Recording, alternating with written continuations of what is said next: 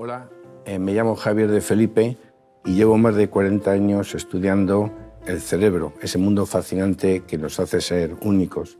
Soy neurocientífico que trabaja en el Consejo Superior de Investigaciones Científicas y mi especialidad es el estudio microscópico de la corteza cerebral, que es la estructura que nos hace ser humanos. Su actividad está relacionada con aquellas capacidades que nos distinguen al hombre de otros animales, como es la imaginación, la capacidad de abstracción, el lenguaje.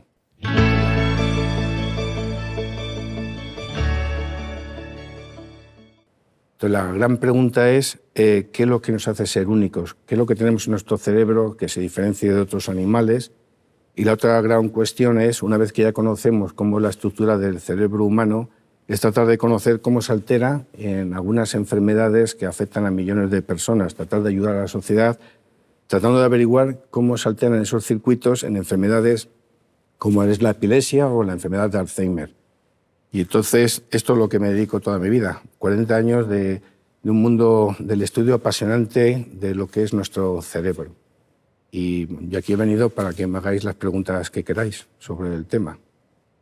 Hola Javier, soy Nadia y tenía una pregunta. Y es que en numerosas entrevistas has dicho que el órgano que más te gusta, ¿no?, es el cerebro, que es muy bello, pero a la vez es muy complejo.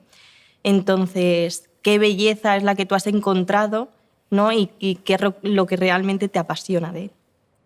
El estudio del cerebro es completamente fascinante, es el estudio de cómo la actividad mental, cómo surge la actividad mental a través de un bosque de neuronas. Todo lo que somos, todo lo que pensamos, meditamos, sentimos, aunque parezca sorprendente, está en nuestro cerebro, que tiene algo de mágico, porque cuando te metes y empiezas a estudiarlo y penetras en el interior del cerebro, tiene algo de mágico porque te atrapa. Una vez que te metes, ya nunca sales, y así llevo atrapado durante muchos años, ¿no? Porque claro, cuando tú ves el cerebro humano o de otras especies y empiezas a pensar cómo puede ser que esas neuronas de esa estructura emerja la capacidad de inventar aparatos o escribir libros, sinfonías, todo eso son propiedades emergentes del cerebro. Y luego, con respecto a la pregunta de la belleza, pues resulta que yo, que soy neuroanatomista, pues el problema al que nos enfrentamos es lo diminuto, lo pequeño que son las neuronas, son muy pequeñitas, tienen menos de 10 milésimas de milímetro, y que son incoloras. El cerebro, las neuronas no tienen color. Entonces, para visualizarlas tienes que utilizar tinciones. Y tienen que ser selectivas, porque si tú tiñes todas las células a la vez, hay tantas que se vería como una mancha.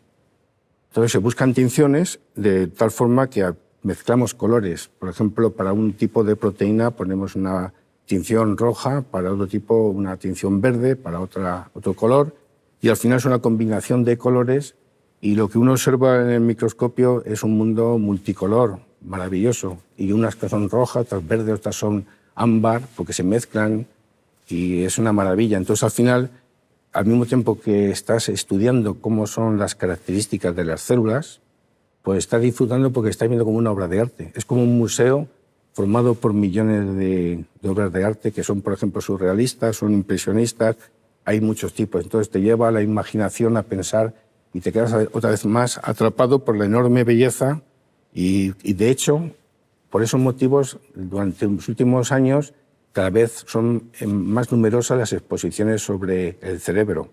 Yo llevé hace unos años una que se llama Paisajes Neuronales, que fue itinerando por todo el mundo y era una preciosidad. Y ahí no era el concepto de qué es lo que buscas tú científicamente, sino simplemente la belleza. Entonces vas allí, pones imágenes, y entonces pues vas viendo, es como dar un paseo por un museo súper gigantesco. Tenemos 100.000 millones de neuronas. Me acuerdo de una vez que en una entrevista pues hablábamos que el cerebro es el museo más grande que existe, con más de 100.000 millones de obras, porque cada neurona es distinta también. Y eso sirve también para la inspiración artística, no solamente para el científico, sino un artista que yo conozco artistas que les encanta pintar y todo eso, y cuando ven las neuronas del cerebro, dicen, esto nunca lo he visto antes, ¿no? O sea, ¿qué es esto? Y entonces es así. Hola Javier, soy Lidia y tenía otra pregunta. y quería saber, en varios de tus libros defiendes que hay una relación entre las preguntas de la filosofía y el estudio del cerebro. ¿Podrías hablarnos un poco sobre ello y por qué defiendes su existencia? Es una pregunta muy interesante y es que ocurre que ahora, actualmente, disponemos de métodos que nos permiten abordar aquellas preguntas que antes estaban solamente dentro del ámbito de la filosofía y de la psicología, por ejemplo, las relaciones humanas, etcétera, ¿no? Y ahora sabemos que muchas de estas propiedades o pensamientos que estaban asociados con la filosofía se pueden abordar desde un punto de vista científico, como es, por ejemplo, la toma de decisiones y el libre albedrío. Aunque parezca sorprendente, nuestro cerebro muchas veces empieza a tomar una decisión sin ser conscientes de que se ha tomado esa decisión. Hay estudios que demuestran, por ejemplo, que de repente vas a hacer alguna actividad y antes de hacerla, nuestro cerebro empieza a mandar señales porque tiene una actividad que te está preparando para hacerlo y tú no lo sabes. O sea, no lo sabes porque no eres consciente. Y eso pasa muchas veces cuando nos damos cuenta, muchas veces cuando estás a lo mejor hablando por teléfono y de repente vas a colgar y dices, y oyes de repente, oye, por cierto, y pues ya no da tiempo y la has cortado, ¿no? Y tú vuelves a llamar y es que ya tienes una orden sin retorno. O sea, ya has dicho, tengo que colgar y cuando quieres no puedes, ¿no?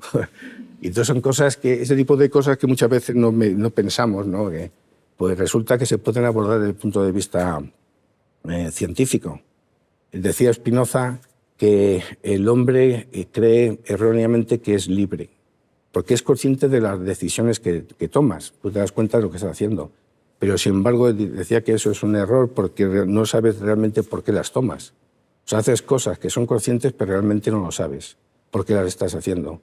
Ahí está el debate. Entonces empiezas a pensar entre lo que es la filosofía, ese tipo de preguntas, qué es lo que somos, como si tenemos libertad o no, hasta qué punto somos libres y cómo se puede abordar desde un punto de vista científico. Y lo mismo ocurre con la psicología, ¿no? Pues que muchísimos aspectos que tratan sobre, por ejemplo, las depresiones, cómo tenemos problemas, que la mayoría de los problemas psicológicos que tenemos vienen de la infancia. Todo esto, ahora sabemos que esas alteraciones, esas modificaciones ocurren porque los circuitos del cerebro se han modificado durante nuestra infancia y que la psicología lo que hace es tratar de volver a reconducir esos circuitos para que el flujo de información vaya por los caminos que serían, entre comillas, más normales. Es un órgano que es muy especial y que si pensamos que el cerebro humano está formado por un 80% de agua, un 10% de proteína, de lípidos, perdón, un 8% de proteínas y el resto son sustancias inorgánicas. Entonces, con todos esos componentes tan sencillos, ¿cómo es posible que se haya creado una máquina tan increíble como es el cerebro humano? Y al mismo tiempo, y te vas más atrás y piensas, ¿pero cuál es el origen de todo? Y al final te das cuenta que hay un comienzo con el Big Bang, el universo. Antes no había nada, luego empieza la materia y después surge la materia viva y luego se transforma en la materia inteligente, el cerebro. Y resulta que de repente nuestro cerebro se empieza a preguntar de dónde vienes. Eso también lo comento muchas veces, que es como lo que decía el poeta Arthur Rimbaud, que decía, es como el trozo de madera que un día se da cuenta que es un violín. Pues nosotros somos polvo de estrellas, que venimos del universo, somos parte del universo. Es increíble que podamos pensar de dónde venimos. Es el trozo de madera, que nosotros somos un polvo de estrellas, que empiezas a pensar de dónde vienes. Claro, todo eso es realmente un poco como alucinante. Normalmente no meditamos sobre esto, ¿no? Yo llevo muchos años estudiando el cerebro y cuando empiezo a pensar así es ahora, cuando ya soy más mayor. Pero es muy bonito pensar porque meditas de dónde venimos, hacia dónde vamos, cómo se origina todo, ¿no? ¿Cómo puede ser que no haya nada y de repente surja la materia? Y luego la vida. Y después de la vida aparecen las neuronas. Pero las neuronas se tienen que organizar y formar cerebros. Y eso es un proceso que va con el tiempo, ¿no? ¿Y cómo ocurre eso? Pues ahí estamos investigando Bueno, somos una legión de científicos. En mi caso, neurocientífico, estudio el cerebro, pero luego hay otros que estudian el origen de la vida, todo esto, ¿no? Es apasionante, claro. Hola Javier, hasta hace unas décadas se sabía muy poco sobre el cerebro humano. Ahora se habla, por ejemplo, mucho sobre la plasticidad cerebral. ¿Podrías decirnos algunos de los descubrimientos que crees que son más importantes recientemente? Sí, la verdad que en los últimos años, desde los tiempos de Cajal, que hace relativamente poquísimo tiempo, menos de unos 100 años, los avances sobre el estudio del cerebro son espectaculares a todos los niveles, molecular, genético, anatómico y funcional. Entonces hay muchísimos descubrimientos nuevos. El tema es que muchas veces trato de explicarlo de tal forma que resulta que cuando descubres algo abres como una puerta y ves un pasillo con muchas puertas, y abres otra puerta y ves otra. Entonces no sabes dónde está el final, porque no conocemos cómo está diseñado el cerebro y hasta dónde tenemos que ir, ¿no? Porque el cerebro, muchas veces comento también que tiene aproximadamente 1,4 kg, cabe en la palma de una mano y algún día podremos comprenderlo completamente, ¿no? Entonces, uno de los grandes avances en los últimos años es la plasticidad, porque es la capacidad que tiene el cerebro de mejorar su actividad mental mediante unas modificaciones anatómicas y fisiológicas. Es decir, que el cerebro es capaz de mejorar con el entorno, se puede adaptar, es como una especie de, como si dijéramos, de esponja que va captando y se va reorganizando automáticamente, o sea, autoorganización, ¿no? Y eso tiene unas consecuencias importantísimas para comprender cómo funciona el cerebro, cómo afecta la educación. La educación es fundamental para que esos circuitos se formen de una forma correcta. Explica muchísimas cosas de cómo, por ejemplo, después de una lesión en el cerebro podemos recuperar otra vez funciones, porque no es rígido. Claro, si fuera rígido no podríamos aprender nuevas cosas, ¿no? Sabemos, por ejemplo, que cuando uno aprende a tocar la guitarra o una nueva lengua, estudias y esos estudios tardas un tiempo. Y es que se están formando nuevas conexiones, que eso lleva un tiempo. Y gracias a eso, pues aprendemos, podemos modificar nuestro cerebro. Y entender cómo de plástico el cerebro y qué es lo que gobierna esas propiedades es fundamental para ver cómo podemos mejorar también nuestros conocimientos. Y cuando se altera un circuito, como hablábamos antes de la psicología, un trauma psicológico, cómo podemos modificar esos circuitos mediante esta plasticidad, que es lo que hacen los psicólogos y los psicoanalistas, que es súper importante. Decía Pitágoras, hace miles de años, decía, educad a los niños y no tendréis que castigar a los hombres. Y no lo decía por nada del cerebro, porque no lo sabía. Pero eso, sin embargo, es cierto. Y lo que hacemos los científicos ahora es dar una explicación científica a esos pensamientos que se tenían y que eso está basado todo, sobre todo en la plasticidad, ¿no? En esa capacidad que tiene el cerebro. Si fuéramos rígidos y solamente pudiéramos responder cuando habla alguien, cierro los ojos o abro, pues no podríamos responder al entorno. Entonces, el cerebro ha desarrollado un mecanismo que hace que cada entorno vaya modificándose según las circunstancias. Y eso es una maravilla y que nos ha permitido vivir, porque si no, o sea, cuando viene un león, por ejemplo, sales corriendo, pero puede ser que el león vaya a otra dirección y te equivoques, ¿no? Entonces tienes que tener capacidad de reacción, de cambiar esas actividades mentales mediante la plasticidad que tenemos, claro. Hola Javier, me llamo Sofía. Como investigadora has seguido los pasos de Ramón y Cajal. ¿Podrías hablarnos un poco sobre esta persona tan importante y cómo te ha inspirado a ti? Pues Santiago Ramón y Cajal representa un antes y un después en el estudio del cerebro. Los estudios de Cajal sobre la microorganización de prácticamente todo el sistema nervioso, es decir, la corteza cerebral, el tálamo, la médula espinal, etc., sus estudios sobre la degeneración y regeneración del sistema nervioso y sus teorías sobre la función, desarrollo y la plasticidad supusieron un avance extraordinario y muchos científicos le siguieron sus pasos. A continuación de los estudios de Cajal, muchísimos científicos fueron comprobando y ampliando lo que Cajal decía. Entonces, antes de Cajal se conocía muy poco sobre la estructura del cerebro y Cajal fue el primero en hablar de la plasticidad del cerebro. Por ejemplo, explicaba este tipo de cosas que antes no se pensaba. ¿Cómo es posible que yo aprenda nuevas cosas? Y esas cosas no se pensaban entonces, ¿no? Se sabía que ocurría, pero no tenías una base estructural.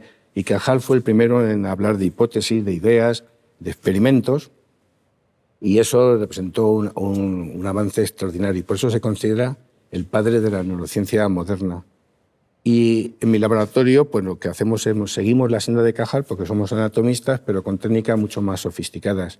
Si veis cómo tengo yo los microscopios que tenemos, que son además súper carísimos y maravillosos, grandísimos, y los que tenía Cajal como una especie de lupa, dice, ¿cómo puede ser que con esos medios tan rudimentarios fuera capaz de decir lo que dijo y de que cambiara el curso de la historia de la neurociencia? Entonces, seguimos esa senda, ¿no?, de tratar de conocer la estructura del cerebro, cómo está diseñado, eso es lo que hacemos. Lo mismo que Cajal, pero con otras técnicas más sofisticadas. Hola Javier, te he escuchado decir que existe muchísima relación entre la educación y la plasticidad cerebral. ¿Me podrías explicar por qué? Cuando nacemos, nuestro cerebro tiene aproximadamente unos 350 gramos, 400 gramos, que es como el cerebro de un chimpancé. Pero cuando somos adultos, nuestro cerebro tiene pues, 1,4 kg más o menos. Entonces, durante la maduración de los procesos mentales, cuando empiezas a adquirir capacidad de abstracción, etcétera, pues resulta que el cerebro va madurando, va aumentando de tamaño, sobre todo por las neuronas. Las neuronas que cuando nacemos son como árboles. De hecho, dendrita, que es la prolongación de las neuronas, viene del griego, que significa árbol, ¿no? Entonces, si ves el bosque neuronal del cerebro de un recién nacido, las neuronas son como muy sencillas, tienen ramas, muy pocas ramas, pero luego a medida que vas madurando, esas neuronas se van haciendo cada vez más complejas, más ramas, más conexiones. Y eso simplemente es que se está reorganizando el cerebro, se está organizando.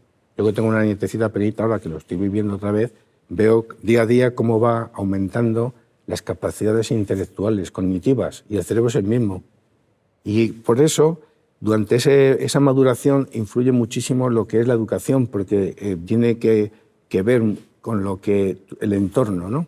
Hay un estudio que es precioso, me encanta, ya de los años 90, que lo suelo comentar porque es muy interesante, y es que una vez se hizo un estudio con un grupo de mujeres de la limpieza que eran de un pequeño pueblo de Portugal, que fueron a trabajar a Suecia, y en el hospital, pues a un científico que había allí se le ocurrió comparar cómo funcionaba el cerebro de mujeres que sabían leer y escribir, y las comparaban con otras que no sabían leer y escribir, y hacían preguntas de palabras, ¿no? Una palabra, decían, ¿qué opinas sobre no sé qué? ¿No? Una palabra. Y veían cómo se activaba el cerebro. Y observaron que las personas que sabían leer y escribir, su cerebro funcionaba de forma distinta a las personas que no sabían leer y escribir. Entonces el editor dio mucha importancia a ese artículo porque indicaba que la cultura produce cambios en los circuitos del cerebro y que esos cambios influyen en la forma de pensar. No quiere decir que sea mejor o peor, aquí no se dice eso, pero sí se dice que tiene una influencia tremenda. Por eso, lo más importante de una sociedad es la educación. Y más que un científico universitario y todo esto, es los profesores de cuando somos más pequeños, que cuando somos más plásticos estamos formando nuestros circuitos, hasta que tenemos 20 y tantos años, que cuando ya maduras del todo, más o menos, yo todavía no he madurado, me falta un tiempo, pues todo eso es importante para saber cómo puedes potenciar esos circuitos, cómo los puedes mejorar, la importancia que tiene el entorno. Un entorno que tengas unos padres maltratadores o que pues eso va a tener un efecto dramático para muchísimos años, para el individuo que lo padece, ¿no? Y la educación pues te va a hacer tener un cerebro mejor, en el sentido que va a ser más civilizado, vas a poder aprovechar más muchísimas cosas, ¿no? Entonces tenemos que conocer cómo podemos potenciar la educación, cómo podemos potenciar y hacer un cerebro cada vez más civilizado, más humano. O sea, al final tenemos que ser más humanos, ¿no? Eso es. Javier, últimamente he escuchado mucho sobre las neuronas espejo. ¿Podrías decirnos qué son y por qué son tan importantes? Pues las neuronas espejo son unas células que se activan cuando realizas una acción, haces una acción y cuando la observas. Es como tener un espejo y que se refleja lo que está haciendo. El descubrimiento de las neuronas en espejo podría explicar muchísimos aspectos del comportamiento humano y de la transmisión de la cultura. La imitación y el lugar de ponerse en el lugar de otros, lo que es la empatía, probablemente se deba a que se activan circuitos en el cerebro lideradas, o sea, por las neuronas espejo. Gracias a las neuronas espejo, pues podemos tener la capacidad de que los sentimientos, las acciones, las emociones de otra persona ajenas sean como propias. Y es lo que es la empatía, ¿no? Entonces, claro, cuando se descubrieron que fueron en los años 90, 1990, que hace poco relativamente, sabíamos lo de la empatía, conocíamos que hay personas que son más empáticas que otras, no sabíamos por qué. Entonces lo que ocurrió, un científico que se llama Ricciolati, con su grupo de investigadores, pues estaban haciendo experimentos con monos, y entonces para el mono, para cuando realizaba bien el ejercicio que tenía que hacer, pues le daban un plátano. Y de repente uno de los investigadores cogió un plátano del frutero y empezó el mono a hacer actividad del cerebro, ¿no? Y entonces dijeron, pero bueno, oye, ¿qué pasa con...? Mira a ver que está estropeada la máquina o qué pasa aquí. Y empezaron a ver si estaba todo bien y dicen, no veo ningún problema. Pero entonces, ¿cómo puede ser si no se ha movido todavía ni nada? ¿Cómo puede ser? Porque los electrodos estaban colocados en la corteza motora y estaban tratando de ver cómo la corteza motora responde a esto que hablaba antes, de cómo se prepara para hacer una acción. Pero claro, el mono tiene que hacer un ejercicio y moverse, ¿no? Pero como estaba así mirando y no hacía nada, y el otro vio al otro que cogía el plátano y decía, ¿sabes? Se dieron cuenta entonces que eran las neuronas espejo, que estaba realizando la acción de lo que otro estaba haciendo, las mismas neuronas. En la ciencia ocurre muchas veces eso, ¿no? Que descubres cosas accidentalmente, que no las vas buscando, ¿no? Y a partir de ahí, pues eso ahora mismo pues pensamos que la transmisión de la cultura, por ejemplo, pues quizás son estas células lo que explico, la empatía. Porque hay personas que son empáticas y otras no. Y resulta que a lo mejor esos circuitos en los que están involucrados las neuronas espejo pues están dañadas y tú no tienes la capacidad de ver, sentir que otra persona sufre o que son completamente... Es tremendo, ¿no? Que son alteraciones del cerebro. Y eso tiene otra explicación, lo mismo que hablaba antes de la filosofía, la psicología, la empatía, que son temas que son muy difíciles de pensar que tenga una base estructural. Pero es que al final, como ya digo antes, todo está en el cerebro. Y estos experimentos cada vez demuestran más que es así, que no hay otra cosa que nuestro cerebro.